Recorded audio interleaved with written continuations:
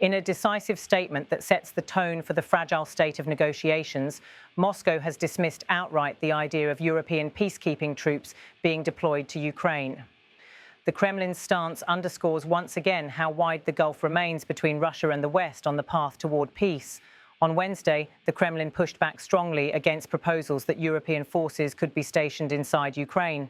The rejection adds another obstacle to the already stalling diplomatic momentum, casting doubt on whether peace talks can ever move forward. The war, which has now raged for more than 3.5 years, continues to devastate lives and destabilize the region.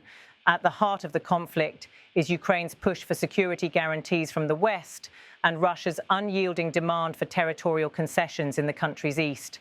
These opposing positions have left negotiators struggling to find even a sliver of common ground. Over the past several weeks, US President Donald Trump has attempted to inject fresh energy into the peace process. He has personally met both Ukrainian President Volodymyr Zelensky and Russian President Vladimir Putin in what he has framed as a personal mission to end the fighting. Trump's engagement has brought heightened attention from the international community, but Moscow's lack of flexibility has so far blunted any progress. Diplomatic observers note that Trump's involvement adds both weight and complexity. On the one hand, Washington's leverage could compel both sides to come closer to compromise. On the other, Russia's mistrust of US intentions often results in hardened positions rather than concessions. This dynamic has been evident in the Kremlin's latest remarks.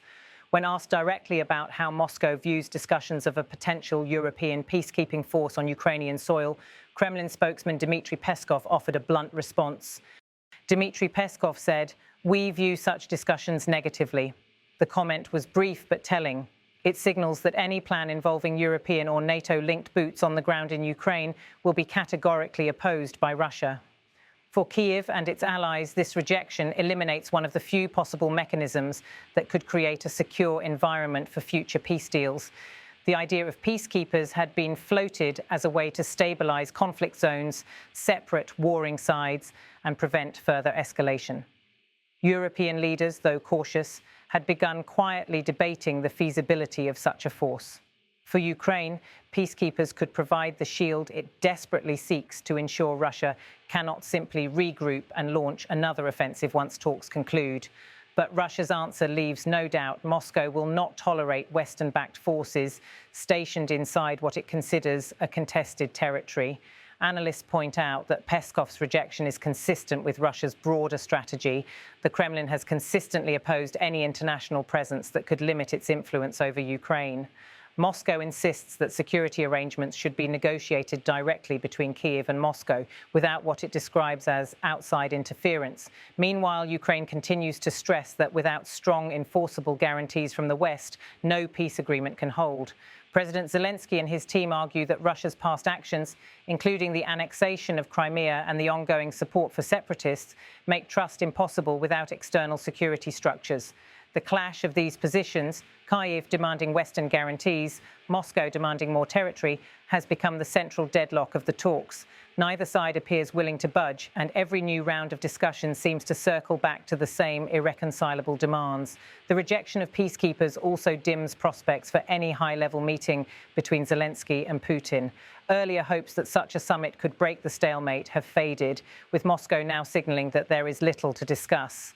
For Ukraine, the message is grim. Without international peacekeepers and without Russia's agreement to credible guarantees, Kyiv risks being left exposed once again. For Russia, the calculus is different. By refusing outside forces, the Kremlin maintains its strategic leverage and ensures that any eventual deal must be negotiated on its terms. This latest episode underscores the fragile nature of the peace process and highlights the difficulties facing mediators. Trump's meetings with both leaders may have raised expectations, but the stark divide between Kyiv and Moscow leaves little space for optimism. Observers warn that unless one side shifts position, the war will continue grinding on. Already, more than 3.5 years of conflict have left thousands dead, millions displaced, and entire regions shattered. The international community watches with concern, aware that the consequences of failure extend beyond Ukraine's borders. For Europe, the conflict has reignited debates about defense, security, and the continent's role in deterring aggression. For the United States, it has become a test of Washington's ability to influence outcomes in one of the most volatile regions of the world. For Russia, it remains an existential struggle over influence, borders, and recognition. In this context, Peskov's brief but stark comment resonates louder than its few words suggest. By declaring we view such discussions negatively, Moscow has once again drawn a hard line in the sand.